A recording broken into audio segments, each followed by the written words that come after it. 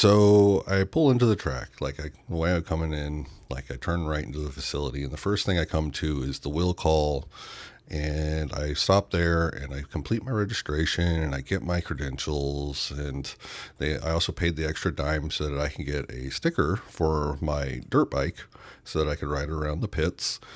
And then I make my way down to the little ticket scan lady, and she scans my card, and I'm all good.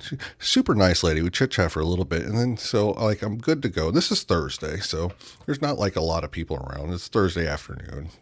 Most of the people that are going to the track on that day are already there, and fans aren't coming, so I have time, and I'm able to just look in front of me, and it's the first time I noticed that, wow, the track is right there. And so there's the one-way in and out of Road Atlanta, and they do a really good job of just managing the flow of traffic all through the weekend. It's amazing that what they're able to accomplish with just that one entrance. Even on the race days, leaving the track wasn't really that bad. And it was packed. There's people everywhere.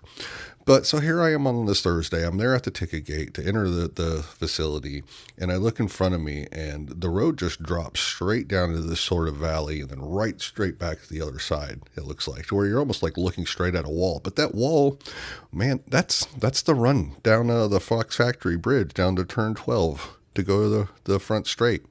And you look off to your left and you can see the front straight run down that valley, sort of in between those two hills. And then you got the Michelin control tower off to the left and all of its glass that surrounds the building, and it's all gleaming in the sunlight. And it was almost a religious experience.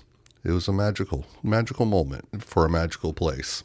And I loved that track throughout the whole weekend. Everywhere I went, just everything was awesome. Welcome back, everybody, to the American Superbike Show. I'm your host, Stitch Turner, and we had a hell of a weekend at Road Atlanta when we kicked off the 2026 MotoAmerica Superbike campaign. But before we get to all that, I'm proud to say that we have our first sponsor that has come on board. A big thank you to Riding Times. If you've seen me riding around I've been both Daytona and Road Atlanta so far. If you see me riding around on my little electric dirt bike I have, well, it comes from the fine folks at Riding Times.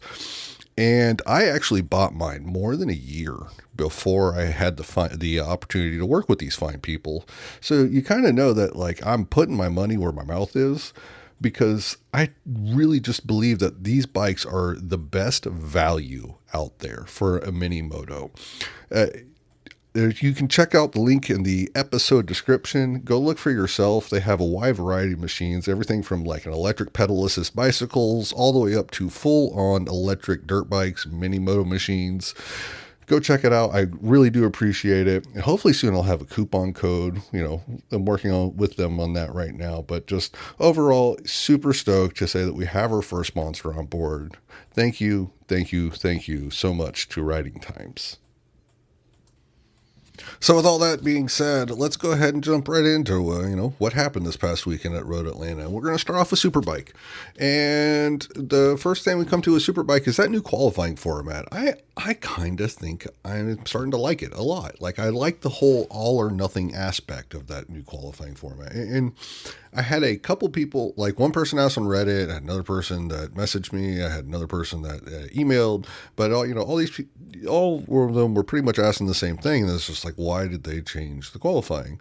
Well, I was super stoked to put my new little media credential to use, and I went and I found out. I went and asked, and first couple people I asked, were MotoAmerica officials, but and they said that they thought it was to align better with the the international series like World Supersport, MotoGP, and how that they have sort of another third session, like a super pole rate or session or a sprint race or something, just to add to the schedule in the weekend on Saturday. And and on top of that, it just doesn't really hurt to try something new every once in a while. And then on Saturday morning, I was actually able to run into Chuck Axelin and ask him for myself. And he was able to confirm that, yeah, that's pretty much the thinking behind of why they changed it. And I like it. And especially hats off to MotoAmerica for being willing to try something new rather than waiting for a format to get stale and being like, okay, people are not paying attention anymore, what do we do? It's just like, no, try something different. It's just a weekend format. What's the worst that could happen? Because like, if it sucks, then when we get to Barber, just go back to the old one. But I hope they don't. I like it. I hope it stays. It provided some drama right off the bat because Cambobier, he went out, he left the pit lane, and then when he came back to start his first flying lap, well, he didn't complete that flying lap. He threw that bike down the road a little bit, and so he wasn't able to qualify. And so right off the bat there, you got the number one plate on this brand new Ducati Warhorse. Warhorse Ducati is starting at the back of the field for the rest of the weekend. That's the kind of drama that it kind of gets eliminated when it's just like, oh, well, you can just try again tomorrow morning and maybe qualify a little better. And I'm also, I think the riders don't actually lose any on track time with this format either, because we still had, in the past, we had the Friday morning practice and then qualify one Saturday or Friday afternoon, and then the qualifying two Saturday morning. Well, they still had... they still had the two sessions on Friday, on Friday, and then Saturday morning they still had yet another practice session, and then this qualifying session was in addition to that. So I think if anything, all the riders gained an additional 15 minutes of track time before all the races kicked off. So that's not a bad thing either. When the qualifying session was all said and done, Matthew Skoltz came away with the pole, and Bobby Fong was in second. He was the only other rider that was in the 1 minute 23 second ranges, those two. Sean Dillon Kelly finished out the front row, and then the second row was Cam Peterson, JD Beach, who was just over a second off of pole. So those top five were within about a second of each other, and then filling out the second row was Richie Escalante. Now, Ashton Yates unfortunately had a crash on Friday that kept him out for the rest of the weekend. I think it did something to his knee, but it looks like he's going to be okay and will be back just fine for Barber. But he was unable to take part in qualifying or any of the sessions for the rest of the weekend. Cambobier, as we previously mentioned, he didn't set a time and started from the rear of the field after crashing out on of the 15-minute session on his first flying lap. And then PJ Jacobson also, unfortunately, did not set a time. He had a nasty looking incident coming out of the hill down turn 4, and that sidelined him for the rest of the weekend after he had to enter the concussion protocol. So I hope there's, Ashton and PJ, I hope they get back to feeling good as soon as possible, because, the races are just better when they're on the track. When we got to race one this weekend, man, what an initial start by Matthew Skoltz. I mean, he was just checked out and gone. Two guys had jump start penalties. It was Brandon Posh and Dion Campbell. And then on lap 2, Hayden Gillums, his bike blew up. And with Ashton Yates already being out for the weekend, and then now Hayden Gillums' bike blew up, there's no more no more Honda Superbikes left on the field. And that pretty much left Andrew Lee to fly the Honda flag on a Superbike Cup machine. And you know what? He didn't disappoint. He came home inside the top 10. Let's see here. Later on, a couple laps later, Cambobier, he actually had a mechanical issue. And because it's Cambobier and the Warhorse Ducati team, it didn't matter because they pulled him in the pits. And a little bit later, Bobby Fong had his incident in turn 1. And then Manuel Segura had his incident at the top of the hill of turn 3. And that brought out the red flag. Now, I've seen a little bit more, every time this happens, you see a little bit of people complaining about it online, but the actively competing. With Bobby Fong's case, I have no issue at all with the ruling that MotoAmerica gave as far as like the determination as whether or not he was actively competing. It's beyond clear from the replays. Like, he gets up right away, runs to the bike, trying to get it started, can't get restarted. Bike's not working. Corner workers come. Corner workers start taking bike away. Bobby looks to the sky, shakes his hand. Why me, God, why? Like, it's pretty certain at that point his race is done. Now, he did manage to finally get it fired up eventually after the red flag, but at the point the red flag came out, Bobby Fong was not actively competing. Okay? There is no controversy there. And besides, it's all a moot point anyways, because he got the bike back to the pits, and the attack team worked on it like, real hard and tried their best, but When the pit lane exit was open for riders to go do their siding lap to get back to reform on the grid, that bike didn't start. You can clearly hear Richard Stamboli saying that, like, the bike's not starting. It's not going to start. Like, you can hear that on, thank you to the Audio Technica microphones and, to the MotoAmerica coverage. So it's a moot point anyways. Like, I have no problem with the initial decision that Bobby Fong was not actively competing, nor do I think it's like any sort of, big injustice. It's pretty clear in the rule books. And we had this happen a few years ago. I think it was like 2023 at Barber with the Gus Rodeo and the Twins Cup crash and like the rain flags and red flags. And like that one was way more touch and go in my opinion. This was very clear cut. Bobby Fong had given up at the point that the red flag had came out. So let's see here. It sucks for Matt Scholz that he had lost a big lead because he had worked up a healthy cushion before that red flag had came out. But you know what? It didn't matter. His restart wasn't as good as the initial start, but it was still better than everyone else, and that's what really matters. JD Beach might have been one of the only other riders that, Let me retry that again. JD Beach might have been the rider that made the most of the restart because after, coming into turn one, he was in second place, and came out in a really good spot. And at least I thought JD Beach was probably the one who made the most of the restart until we get to the end of the lap and you find that Cam Beaubier went from like 21st to 11th or something like that. Ridiculous. So like, okay, I guess he took pretty good advantage of it as well. Speaking of Cam Beaubier, he had another issue later in the race. And when he got that false neutral going into turn 10 with like 4 laps to go, and that also didn't matter. So, man, how special is Cam Beaubier that the man starts the race at the rear of the field, has to pull into the pits with a mechanical issue and an oil leak that's spraying oil on his boot. He runs off with 4 laps to go in turn 10 into the kitty litter, and he finished on the podium? Like, that dude is definitely an alien. He is not human. Like, human beings can't accomplish these kind of things. He's got to be something else. Let's see here. Oh, unfortunately, in the last couple laps, we had one other little event happen, and that was JD Beach's Yamaha. It got sleepy. He wanted to go to the pit lane and take a nap. It's unfortunate he had to retire with a mechanical issue. At the end of the race, checkered flag, Matthew Scholz, he took a dominating win by over 6.5 seconds. Sean Dillon Kelly finished in second place. Cam Beaubier was in third. Cameron Peterson was in fourth. And Jason Uribe, man, nice way to start the year with the top 5. I think it's really impressive that, of course it's impressive that Strack Racing, wins pole and their first superbike race that they compete in. Like, that is completely awesome. But don't lose sight of the fact that Orange Cat also, they ran 2 bikes in one race last year. So you can't really call it their first race.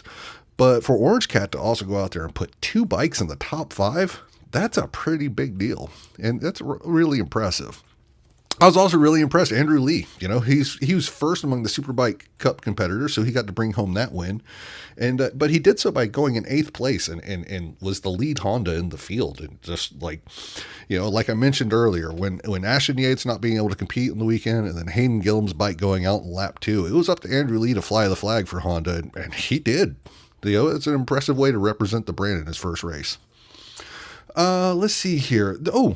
I did. So if you look at the race result stuff, you probably see that Dion Campbell and Danilo Lewis were both DQ'd. Did not see anything in the race broadcast from Saturday. I rewatched Sunday's race broadcast and everything, and I didn't really see anything, get much more information about that. But aside from, they mentioned it, but I kind of got the impression that it was for something that was, that their disqualifications were related. I managed to ask and get a little bit more information on this.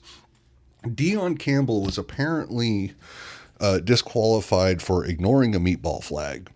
I don't remember seeing any meatball flags. I don't know why they were showing him a meatball flag, when they started showing it. I don't know anything beyond that.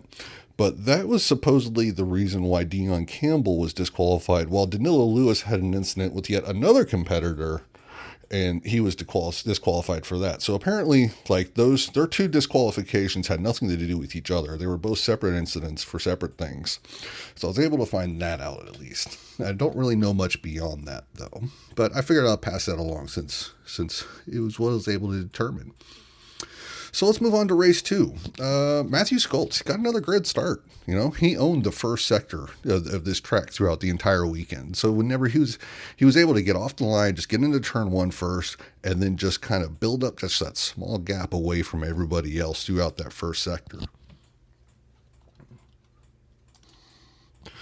And, you know, on Sunday, Matthew Skoltz and Bobby Fong, I think the two of them were just on another level from everyone else.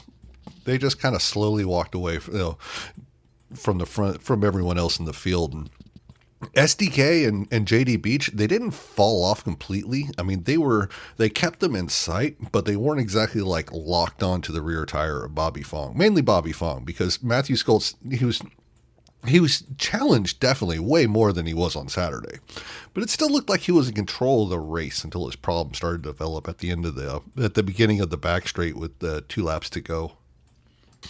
You know, at the end of that back straight, throughout most of the race, Bobby Fong would be able to get up alongside Matthew Skoltz, but he still was able to just let off that lever a little bit more going into 10A and just maintain his lead at the front. But at the end of the race, it was Bobby Fong with the victory, with over about 2.5 seconds over Matthew Skoltz. I think Skoltz said it was some clutch problems during the podium interview. That's what he attributed that to. Sean Dillon Kelly got his second podium on the weekend with a 3rd place, while JD Beach finished 4th and Cameron Peterson finished 5th. Dion Campbell, he picked up the Superbike Cup win on Sunday by finishing in 12th place, just in front of Andrew Lee. And I'm going to mention it just because I don't really know a lot behind the scenes wise, but Cameron Beaubier was initially assessed a 5-second penalty.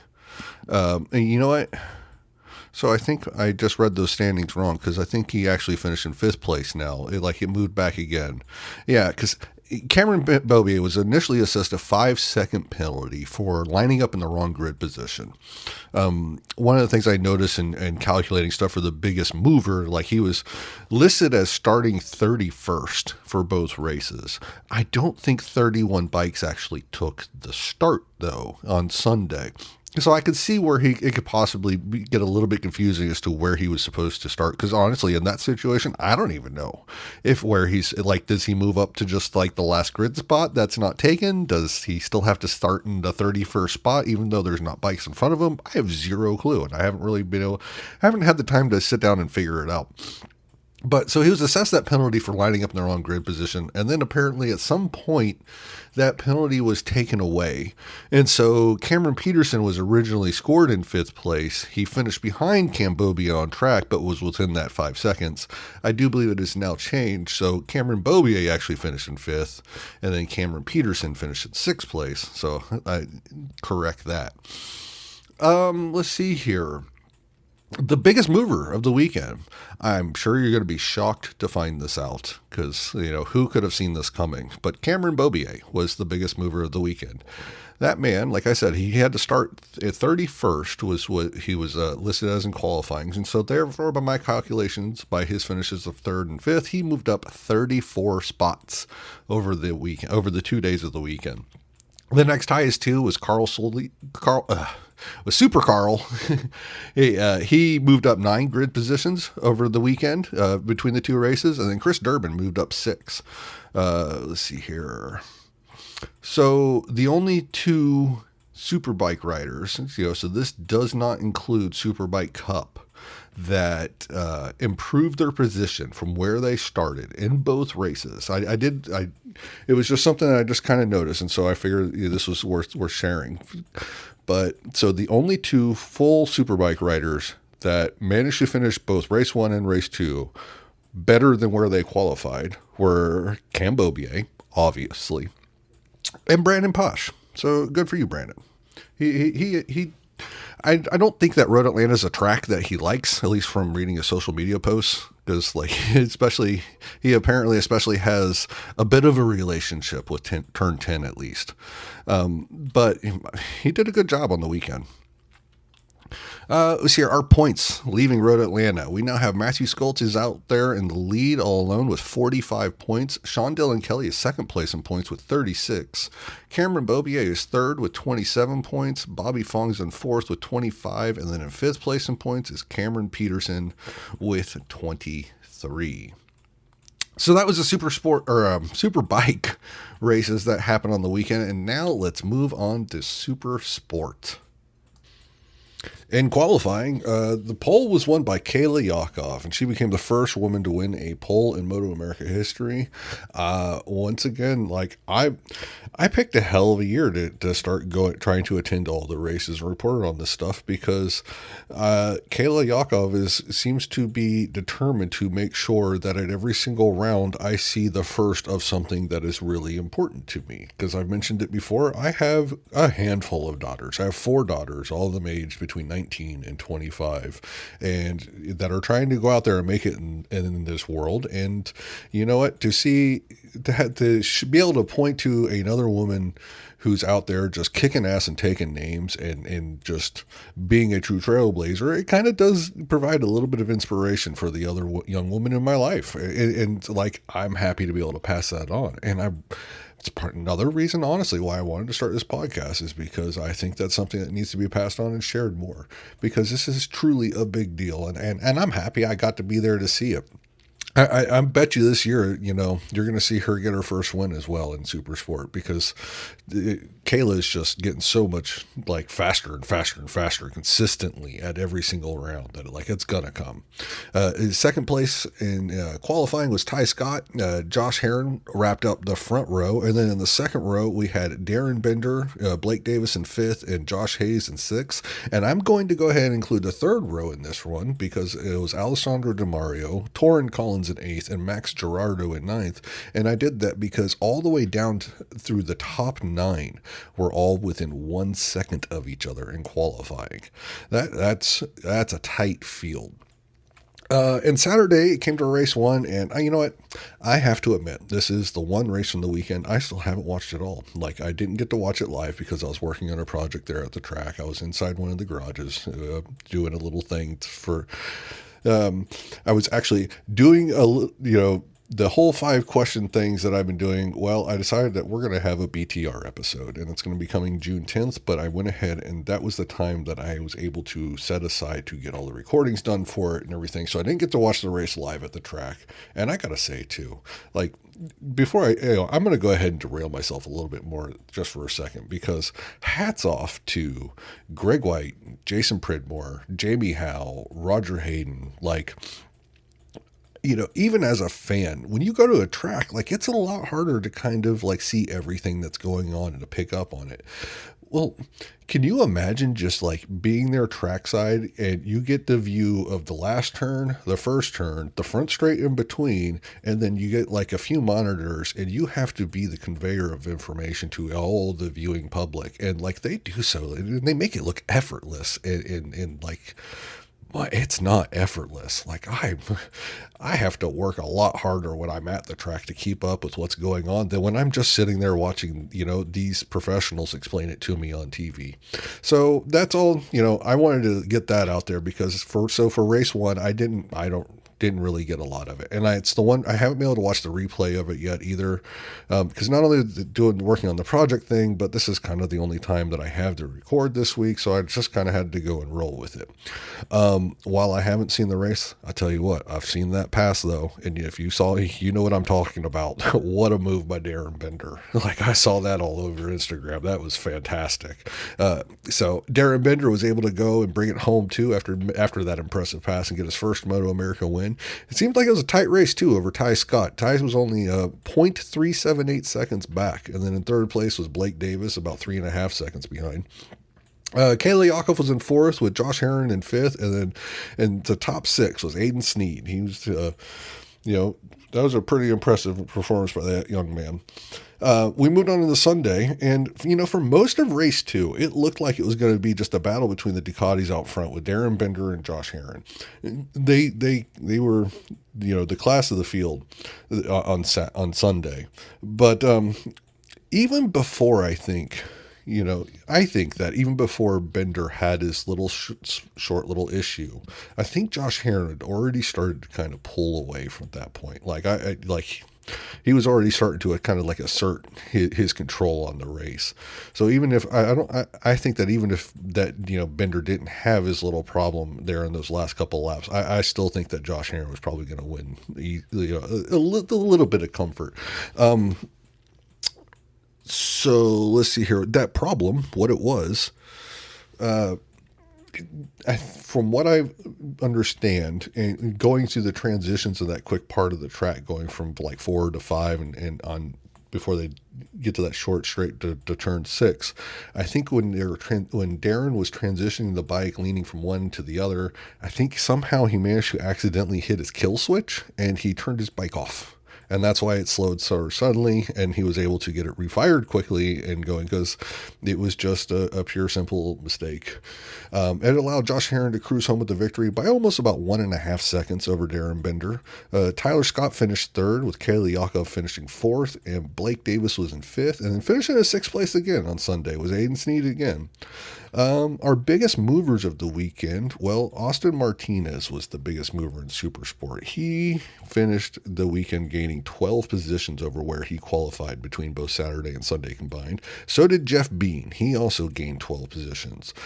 Jake Vandal managed to pick up 11 spots over where he started, and those were the only 3 that were in double digits.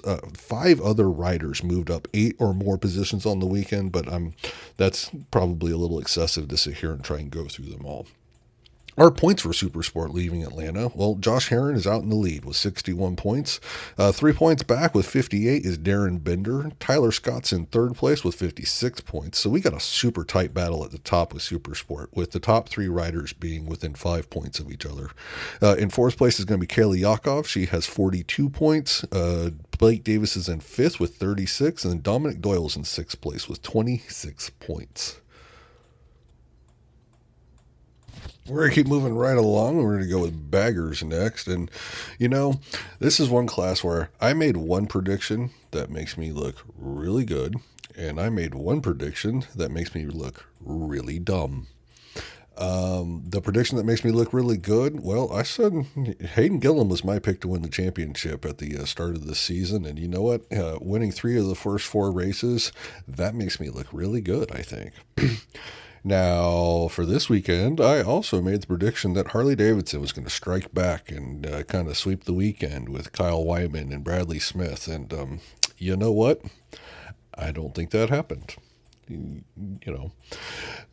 One of the reasons I thought that is because, at least in the past, maybe, I kind of always had the impression that the Harley was a little bit quicker in changing direction, going from like full lean left to full lean right, and just those quick transitions, which you have a few areas where that is the case through Road Atlanta. And so I thought that would play into what I thought was going to be more of the Harley strengths. And no, instead, I think Harley-Davidson really has their work cut out for them.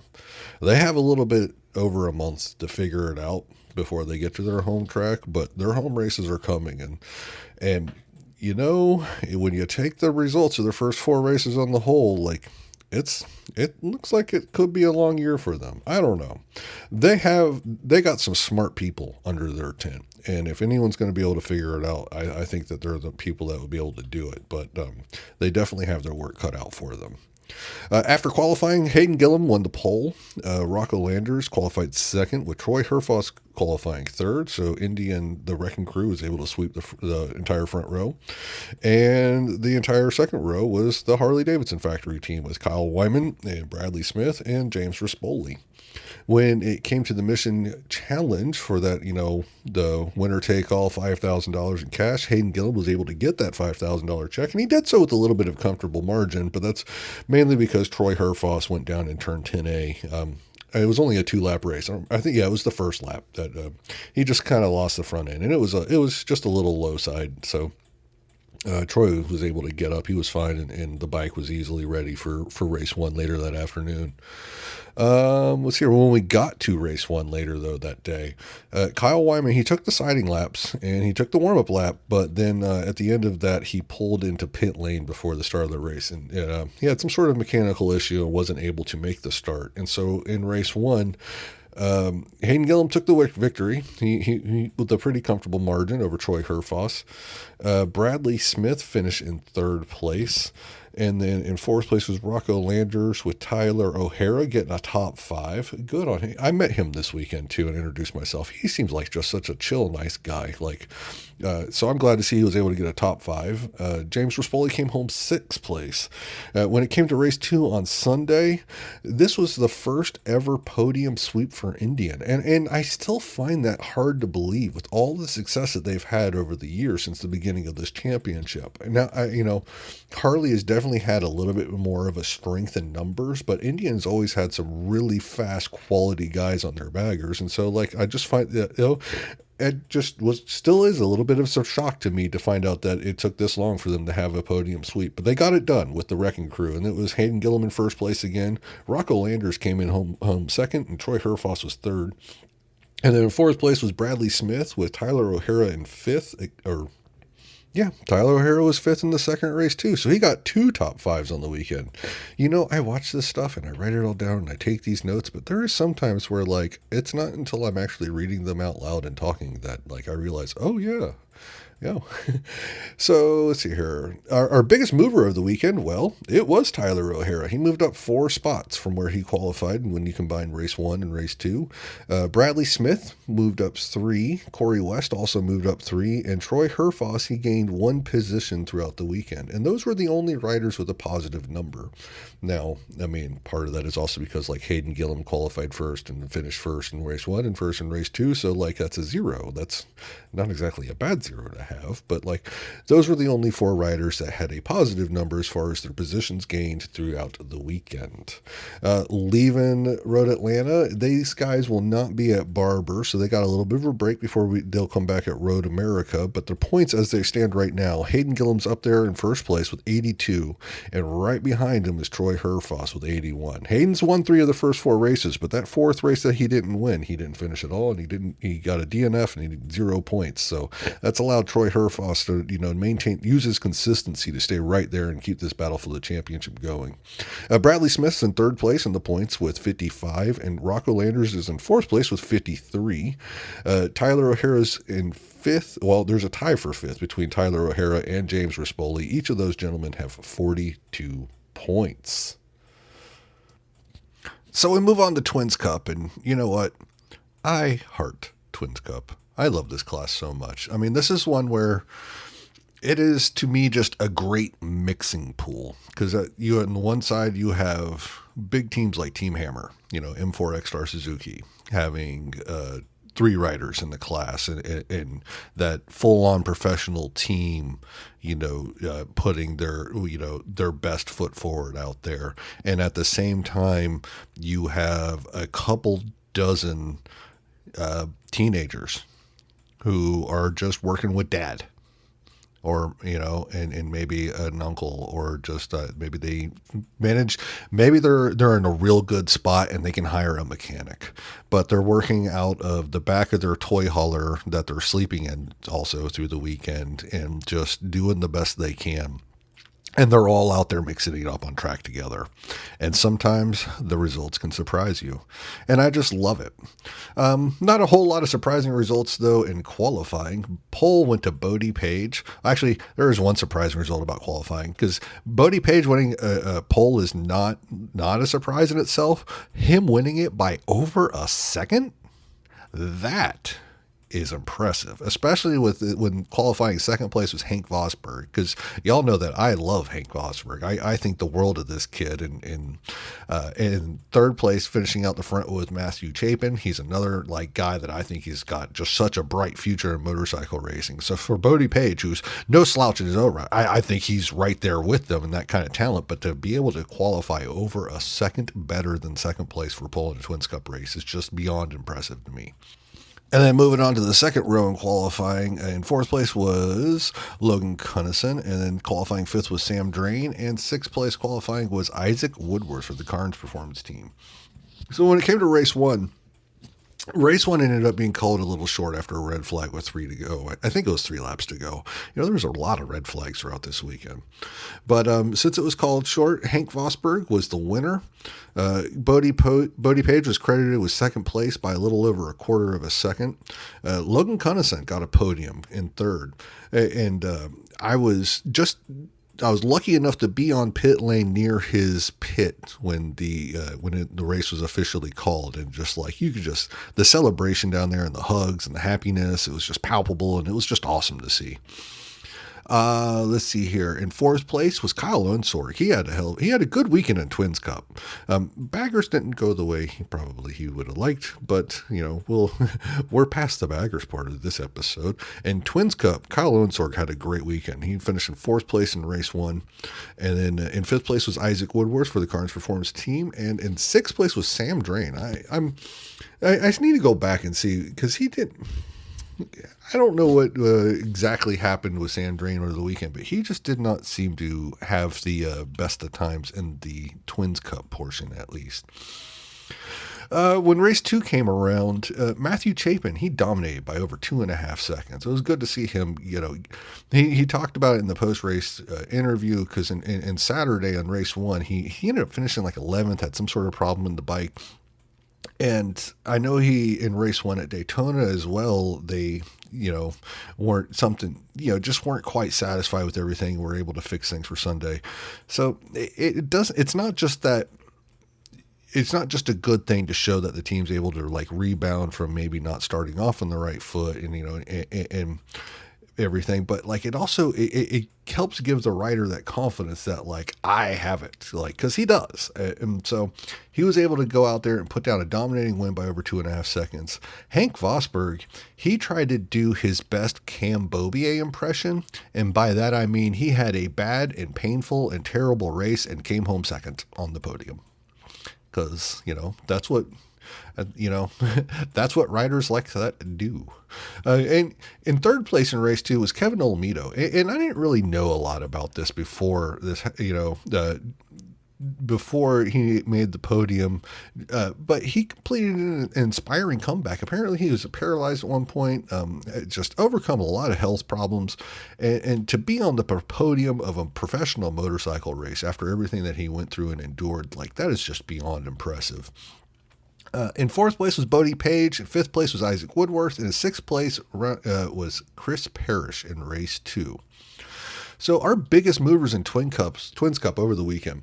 Well, Randall Workman, he gained 17 spots between Saturday and Sunday.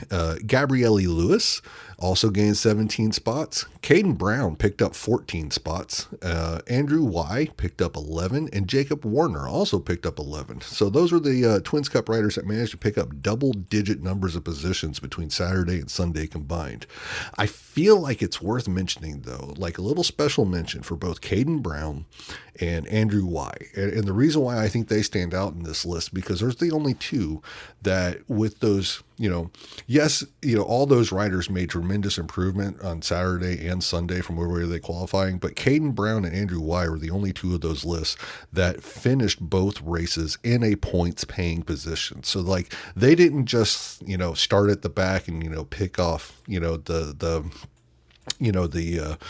the low-hanging fruit at the back. No, they worked their way up into the field. And so good on them. Our points leaving Road Atlanta.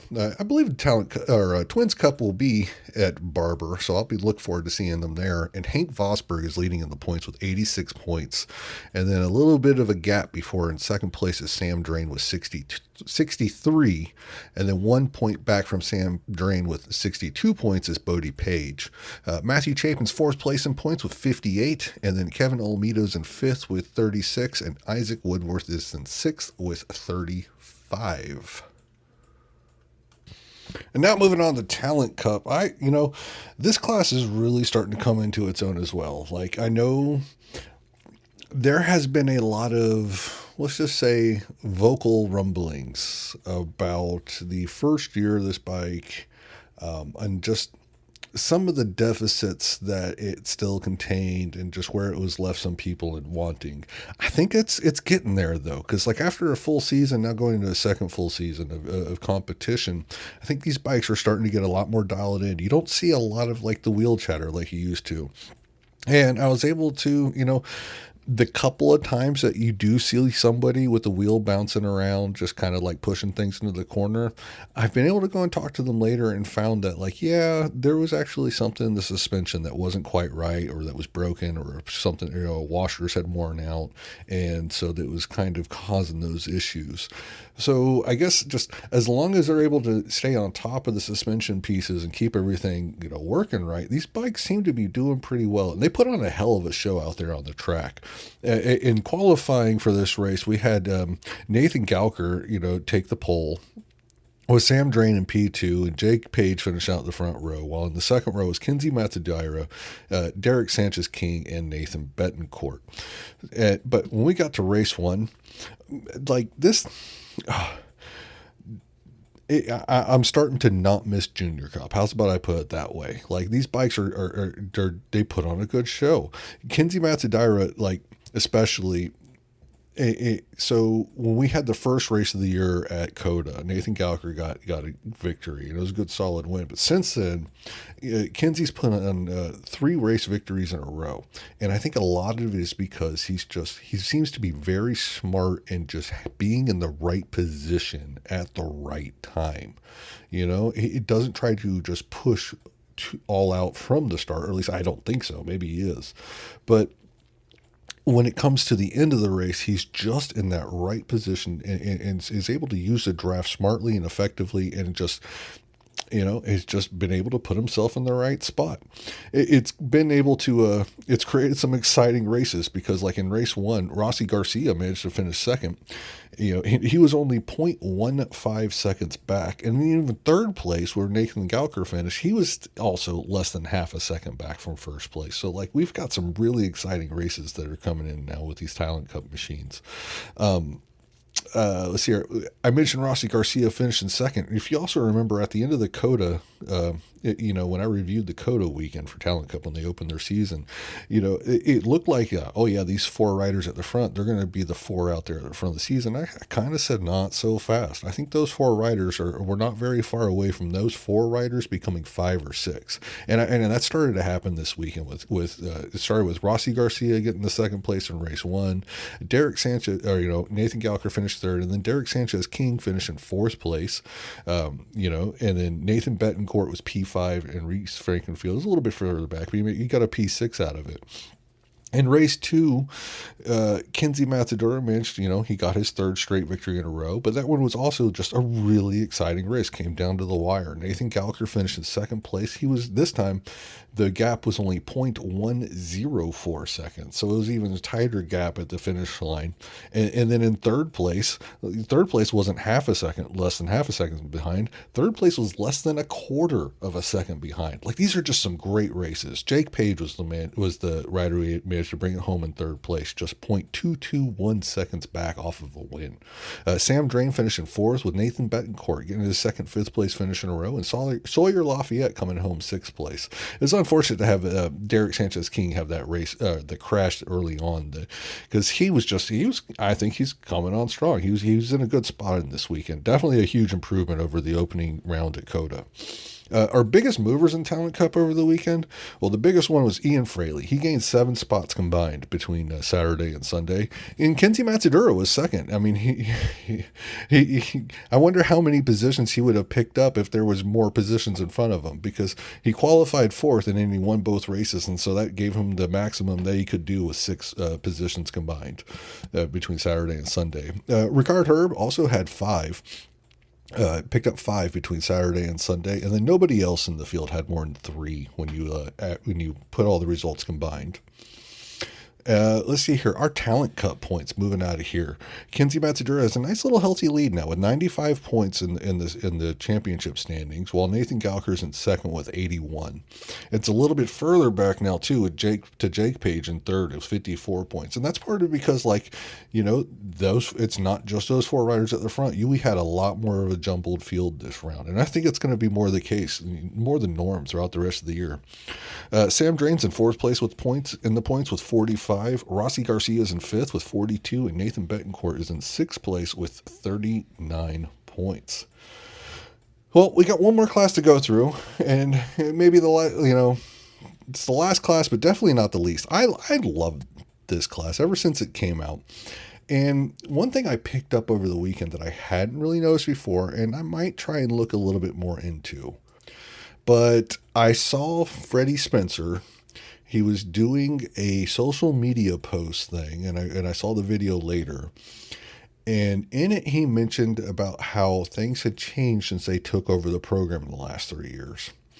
Now, the program is obviously more than 3 years old, but I did not realize that another entity had taken over the operation, the day-to-day running of this program. I kind of just assumed it was the same people from the start to the finish. And looking back now, after catching that little clip, you kind of do see a little bit more of a difference. Because before that, when Royal Leinfeld would select riders for the BTR program, they would occasionally select riders that were new to just riding motorcycles at all. They had no experience even riding, let alone on the racetrack. And getting a chance to meet and talk to the riders of BTR for 2026, that's not the case anymore. They all have some sort of experience, and most of them have track day experience and if not racing experience already. So I think there definitely is a little bit of a higher quality now that's out there on the racetrack. And it shows in the times too, because Brianna Cutler, she smashed a lap record that was previously held, I believe, by Michaela Moore. And y'all know that, I think the world of Michaela Moore. She's been my favorite rider to come out of the BTR program. And I have her in extremely high regard, and I hope to see her in MotoAmerica again very soon, because she deserves to be here. And so to have a rider coming around behind that now and starting to challenge and break some of those lap records, that gives me notice. So this program, it really has been just quietly building in its quality for the last 3 years. And I think we're going to have some exciting product out there on the track. After qualifying, Brianna Cutler she took the pole. Jasmine Noel was qualified second, while Emily Dixon qualified third. Brianna Everett, who I thought was the best returning rider from last year, was qualified fourth, while Toddy Pays was fifth, and Tiffany Vo qualified sixth. In race one, it was a pretty exciting battle at the front that we just, we don't always see on this class. And Brianna Cutler was able to hold firm, take home the win. She sounded a little shocked when she got to victory lane. She was like, I won? Well, yes, you did. I mean, there was nobody else in front of you. She did a great job, though. And then Jasmine Noel came in second place, just less than 3/4 of a second behind her. Let's see here. Brianna Everett was third, and she was also less than a second to P1. And there was also, not going to get credit for it, unfortunately, because it happened to lay it down in the final turn trying to make a move. But Emily Dixon was also running with this group at the front of the race for a majority of the race, especially there at the end. And, she tried to make that move and unfortunately laid it down in turn 12. So that allowed Taddy Pays to come home in fourth, and then Maria Madura came home in fifth, while Tiffany Vo came home in sixth. And when we moved on to race two, on Sunday morning, I got to the track, and I had one more thing to finish up at the BTR trailer from the project that I had been working on the previous day. And so I had arranged with the people at Royal Leinfeld to meet at their trailer at 8:30. And as I'm wont to do, just because I can't help myself, I show up early to everything. I'm a bit of an early bird. And I went ahead and I got there at the trailer while the BTR riders were still doing their Sunday morning warm-up. And so all of the bikes would, I figured it would be interesting to see, what it's like with nobody there and just kind of, but it wasn't empty. There was still someone there. There was one bike left behind, and it was Brianna Cutler's. And I was just like, hey, is everything okay? Well, what's going on? And she just kind of explained to me, it's like, you know what? the conditions that are out there, it's really cold. It's kind of wet. This is nothing like what we raced in yesterday, nor what we're going to race in today. Why take the chance? Like, she was confident in her setup. She was confident in where she had her lines and how she was attacking the course, and she didn't want to complicate those things by worse conditions that she wasn't going to see later in the day. And you know what? That was probably a smart decision because it paid off for her. Because in race two wasn't nearly as close. Brianna Cutler went out there and walked away with it by like almost 5 seconds. Jasmine Noel came in second place again. And let's hear Brianna Everett got her third place on the weekend. Taddy Pays also finished in fourth, while Emily Dixon managed to not fall. She managed to cross the line in fifth, while Tiffany Vo took her second sixth place finish of the weekend. As far as biggest movers for BTR, it's not as quite, it's hard to make up spots on the weekend because it's a class with only 10 riders. But we had 4 riders that managed to be tied in first place as far as the biggest movers that each had gained 2 spots throughout the weekend. Brianna Everett and Toddy Pays, they each gained 1 spot in both races, each on Saturday and 1 on Sunday. While Marie Madura and Juliana Bernardez, they each also gained 2 spots, but they did so in one of the races while finishing where they qualified in the other. So the points for BTR, we're leaving here. Brianna Cutler is all alone up in front with the max of 50 points. Jasmine Noel's in second with 40, and Brianna Everett's in third with 32. Taddy Pace sits all alone in fourth place with 26 points, while there is a tie for fifth place in the BTR points between Marie Madura and Tiffany Vo. They each have 20 points. So that was the racing that happened at Road Atlanta. Boy, it's a lot to go through, and I appreciate you guys for sticking around. So, and I didn't want to put this at the beginning of the episode because, I still believe that nobody's really here to listen to what I have to say. They just want to talk about MotoAmerica, and they want to hear about the weekend and all the stuff on track. But I can't reiterate enough to you guys just how awesome this track was, the vantage points, just the spectator viewing areas. Sure, I had credentials and I had a vest. I didn't honestly use my vest very much. Like, there's so many spots in the regular spectator areas that were just awesome to just sit and watch and listen. That, like, I didn't really need to go walking around outside the fences. And there's just also everyone at the track is just so friendly, and not just the staff that works there because they have to be friendly because, it's a customer service position. They seemed like they were just genuinely friendly to begin with, though. And didn't seem fake at all. But all the fans that I came across as well, I tried to make a better effort of actually interacting with people. I'm pretty introverted and shy.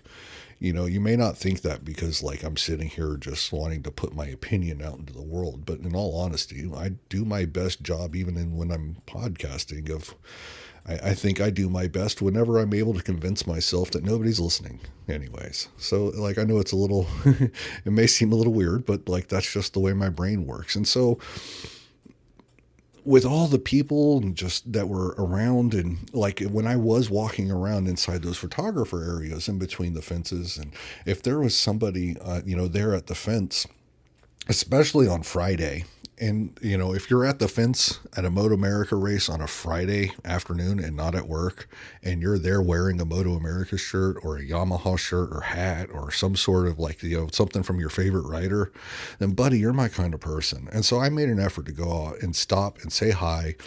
I also went into the weekend with about 150 stickers that I had made for the American Superbike show.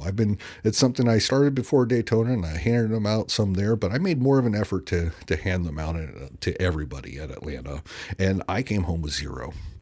And every person I gave one to, I was just like, hey, you want a sticker? And I told them I have a weekly podcast dedicated to MotoAmerica, and that might be what brought you here today to listen to this episode. And so I thank you for joining us.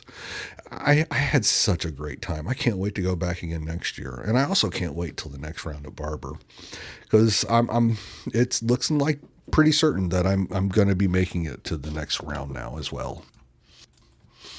I'm really excited, especially now that I have a sponsor on board. It's going to help making these endeavors a little bit easier. And hopefully, I'm not done having sponsors come on board, because there's a couple other companies that have expressed at least a little bit of interest as well.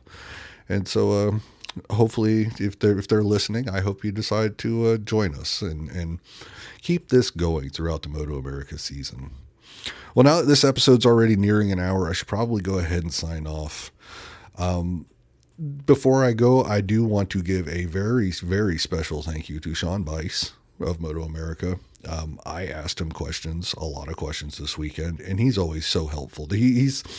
He's very easily accessible and approachable. He's usually just sitting there in the middle of the media center, just working away on his laptop. And so, like, I'm always a little bit hesitant to bother him when he's obviously working on something. But there's just, anytime, and it was more than once. It was probably more than a few times that I would just, if I needed help with something, or if I had a question, I could just go over there and be like, "Excuse me, Mr. Bice, what about, do you know this? Or what about this?" And like, he was always just so polite and nice to me, and just willing to help and wanting to help, and just would go out of his way whenever I needed something. And just without people like that for this series, I don't know if I'd be able to make this happen even to the level that I do. So sincere thank you to MotoAmerica and Sean Bice in particular. And with that, I'm going to sign off, and I will be back with you guys next week. I would definitely have something to put out there. Even if there's no news or anything, we have we're going to have another volume of our 5 question series. And then after that, I think we're going to have something really special, maybe even a bonus episode for next week as well. Until then, though, I'm just going to go, and y'all take care of each other.